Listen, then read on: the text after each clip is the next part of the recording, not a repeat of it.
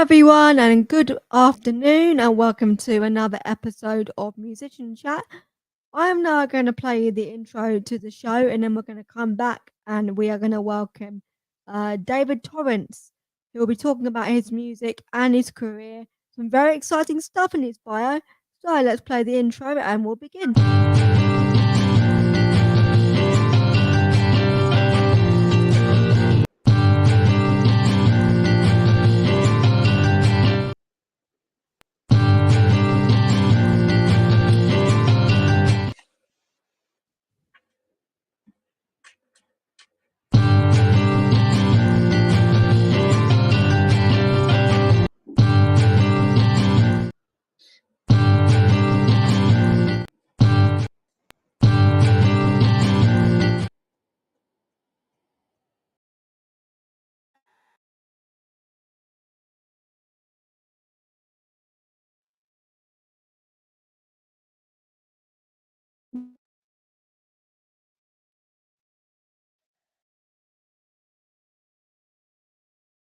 Hello, Alice. I'm very well. Thanks for inviting me onto your show. Been looking forward to chatting with you.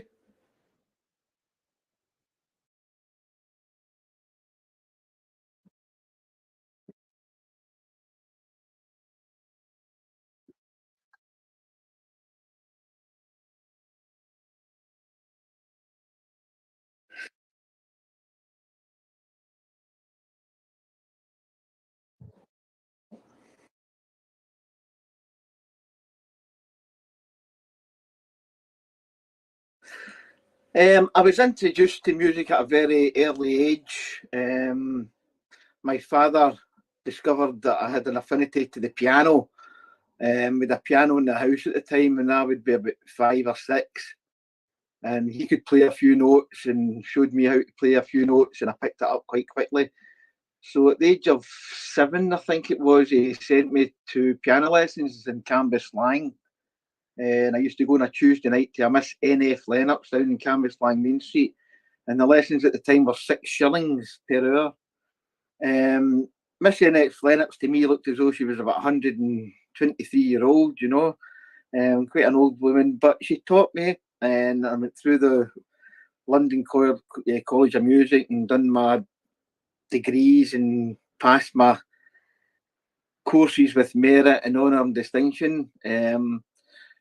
I pursued that till I was about 12, and football started to take over. And my father was very disappointed when I decided that I'm not going back to my piano lessons. I'm going to go and play football. So that's how I started in the music. And from there, around about the age of 13, 14, I discovered the guitar. And my father bought me my first guitar and taught me a few chords on my guitar. And from there, I've just been playing piano and guitar since that age.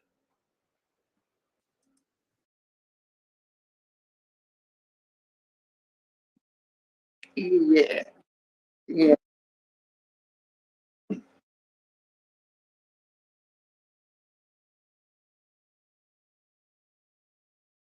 My niche in music is I can play piano, guitar, bass, drums, but I call myself a jack of all trades and a master of none as such. My niche was writing songs, and my forte is probably melody. I pride myself on coming up with melodies. So from about 17, 18, started to take it seriously when I opened my music shop in Rutherglen when I was about 21, 22, 1981, 1982. I started taking songwriting more seriously because I had time in my hands and I had equipment all set up in the shop that I could utilise and come up with songs.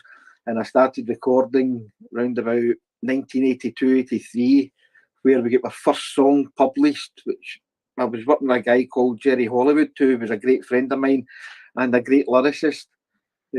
I would come up with the songs, the chord structure, the melody, and Jerry would write beautiful lyrics to my rubbish lyrics that I would sing to write melody on.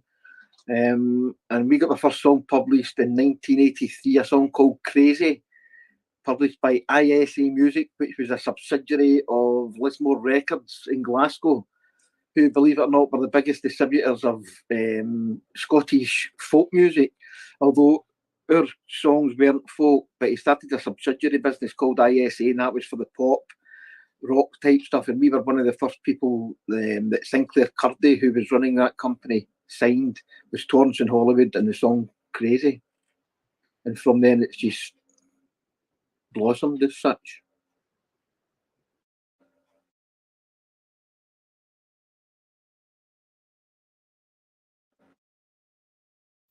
Was it easier to get a record label at that point?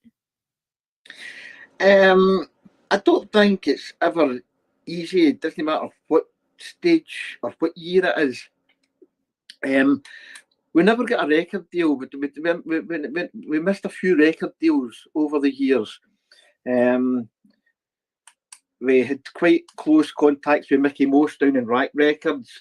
Fergal Sharkey was the top A&R guy with, I think it was Chrysalis at the time, all showing interest in what Torrance and Hollywood were doing, but never actually got to actually sign a record deal as such. But we did get published, and we've been published as songwriters, and I've been published as a songwriter since 1983, on and off. Some years more songs published, than other years less songs published, etc. But now, in these days, you don't need a record company and you don't need a publisher. You know, you can do it all yourself, and without giving somebody a percentage for doing what you can do here yourself. I did sign a deal in 2023 with Slipstream Music in New York, who came on to me interested in releasing some of my instrumentals that I compose, and they brought out an EP with 5 of my instrumentals called Sonic Synthesis, which is out there in all the major platforms. Sonic Synthesis by David Torrance. It's 5 instrumentals. Now, I could have done that myself, but it is good to have the backing and to be saying, you know, somebody from New York is interested in your music, whether it be instrumentals or songs. But it just means at the end of the day, he's distributed that EP, so he will then be collecting half of my royalties nearly for doing what technically you could do yourself. You know, all my songs that I'm releasing, I'm distributing through myself or THP Songs. So I'm in control. Any royalties that come in from these songs, it's me that collects them. And I keep them, rather than split it with a publishing company. And there's different deals going about with publishing companies. It could be 50-50, 70-30, 80-20, sometimes 90-10. But more commonly, it's usually about 50-50 as a deal. And publishing companies and record companies years ago would pay the songwriter or the artist an upfront advance or an upfront signing on fee. And there were big fees in the days. Now it's not as big, although Slipstream did pay an advance or an upfront payment for taking 5 of my instrumentals. But it's very rare and far between to get that kind of business.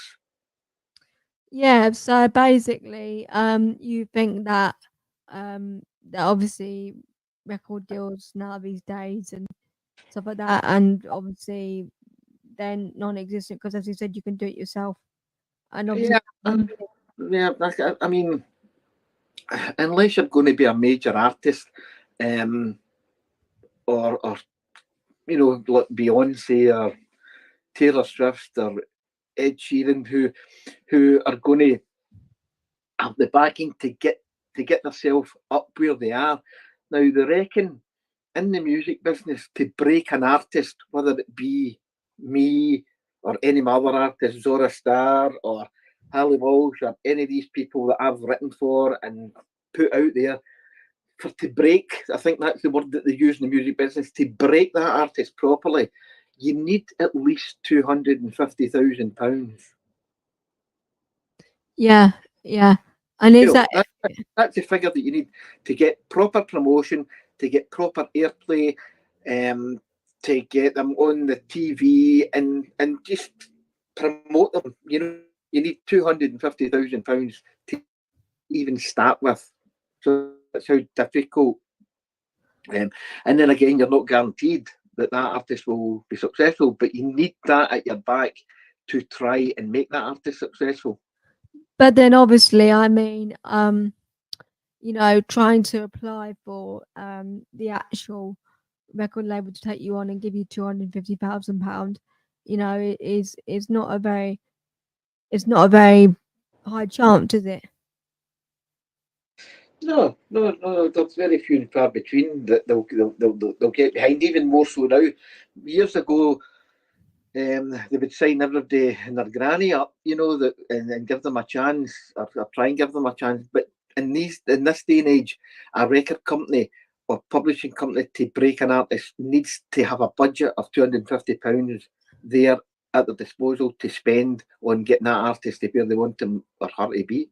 Yeah, yeah. I know what you mean. I know what you mean. And the trouble is, that it's for a selection process and stuff like that at the end of the day, and it's I guess you have to have a bank of songs.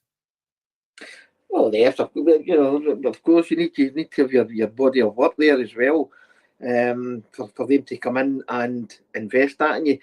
Again, back in the day, the songs weren't that important for the artist because they would have writers writing for the artist away back in the day.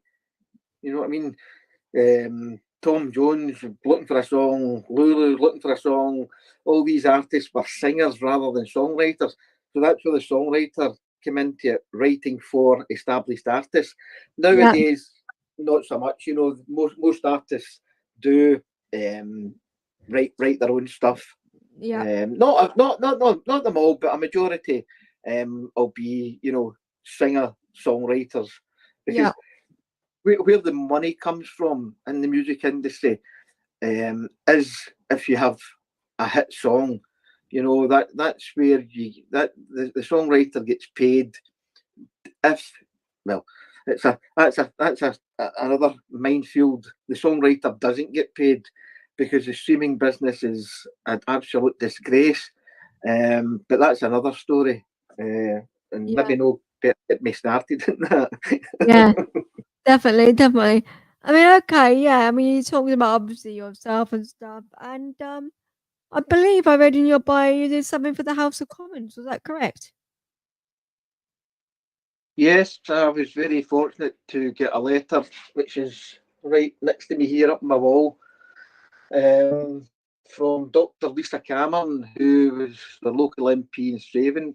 But she sent me a letter direct from the House of Commons congratulating me on my musical achievements and being part of the Straven community, which holds pride in place in my studio, which I was very that was through the help of Avondale Radio and Les Hogan, who done an interview with me for an hour and played 8 of my tracks. And Dr. Lisa Cameron heard the interview and got in contact with Les and actually sent the letter to him because she didn't have my address. And Les Hogan came up and gave me the letter. And as I say, it's up here, and it's one of the highlights um, of 2023 for me. Wow, wow. I mean, that's a amazing achievement. Congratulations for that. At the end of the day Thank and you. stuff. And yeah. Also, yeah. I mean, I've listened to your music at the end of the day, and like you said, it is quite niche. Actually, your music. It's interesting. I have to admit, it's like as you said, like it's a bit of like a fusion of all different genres mixed together. I describe your music as, which is interesting because I don't know if many artists are doing that these days. Yeah, I've always written in different genres, from pop to rock to rap to classical, um, ballads, catchy pop song. There's no one thing. I think because you're a songwriter, and I only started becoming an artist as such a couple of years ago when I was talked into releasing my own tracks rather than getting somebody else to sing them. Um, so I was writing in different genres for different artists to sing, but then when I started doing releasing the tracks myself, I was still writing in different genres. If you listen to the last track there, the Cold Shoulder, which to me is a kind of country rock thing compared to the new song that's coming out on the 6th of September, Now That You've Gone, which has got a jazzy feel to it, you know.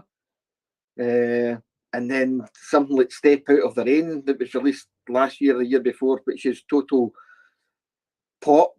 It's just so yeah. There's no one genre that I'll write or sing in. It's just the way it is.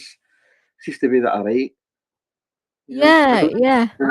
uh, I don't sit down to say I need to write in this genre all the time. So, I just write what I feel or what comes at the time. And 9 times out of 10, it's all different genres.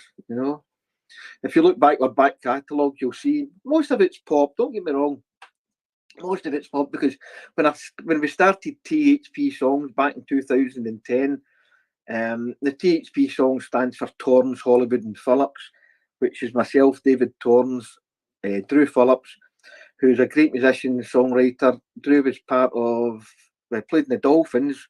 A lot of people remember them from Glasgow way back in the 80s. And Drew rang C Sharp Studio. So he contacted me and Jerry Hollywood in 2010 after we'd worked with him a way back in the day. And his word says he wanted to come and work with us and we'll write 2 or 3 killer songs, which we done. We did write some good stuff together. And as I say, Drew's great at producing, come up with ideas and stuff. But unfortunately, we lost Jerry Hollywood. He passed away in 2017. And then Drew decided that, didn't like the business. He liked the music, didn't like the business, so he retired as such from THP Songs in 2019. So from then, it's been me and my son Alan that run THP Songs. Alan does all my IT. As you've seen with the wee hiccup there with the bio, I don't have a clue where the bio is, but Alan does, and we got that through to you because of him. If he hadn't been there, I wouldn't have known where it was. Yeah, yeah, Uh, exactly. Yeah. so no, we work quite well together. And although I miss the guys, Drew still helps me out from time to time if I need him. But sometimes it's good to have the freedom to make decisions without having to go through another 2 parties, if you know what I mean. Yeah, I know what you So mean. Yeah. I kind of move things a lot faster than what I would have done if Drew and Jerry were still here, if you know what I mean. So it's got its positives and negatives. Yeah, because if you're with a company or whatever, you have to go through them. They have to agree to Yeah, it. It's just loads of yeah. hassle And and I miss Jerry Hollywood as a person because he was a great friend, one of my best friends ever. And I miss his lyrics. I hate writing lyrics. I really do. It's not one of my pleasures in life. But I've had to learn and have to adapt to do it. And I've wrote the lyrics for the last 5 songs that I've released, and this song coming out just now. But prior to that, Jerry would come up with beautiful lyrics to my songs, far better lyrics than what I can write. I'm nowhere near as good a lyricist as what he is or he was. yeah. But you've just got to adapt, haven't you? Or just stop when I've decided not to stop and just move on. Yeah, yeah, exactly. I mean, I guess, this industry now is about musicians adapting a lot more and stuff. So you mentioned the cold shoulder. Well, we're actually going to play the cold shoulder now and Oh, people to listen to. And okay. David, can you tell us songs what platforms these songs are on? All my songs are on all major platforms: Spotify, Amazon Music, iTunes, all the usual platforms. If you just type in David Torrance as an artist, you'll see I've released 5 songs in the last 3 years, and this one in September, the 6th, will be my 6th release as an artist, David Torrance, folk songwriter. So any major platform, whoever you're using to stream your music, you'll find us there. You can also go to our website, which is thpsongs.com. That's Tango Hotel Papa Songs.com. Webpage designed by Alan, and that has got everything on it, videos, all the stories about the House of Commons letter, most of my interviews that I've done over the years, any awards. Well, I won an award in 2020 for the best song voted by the viewers on Ayrshire Online Radio, the Song of the Year. So I've got an award for that. So that's all on the web. Everything's on the webpage, thpsongs.com. Okay, and that's great. And now we're going to play The Cold Shoulder. Okay.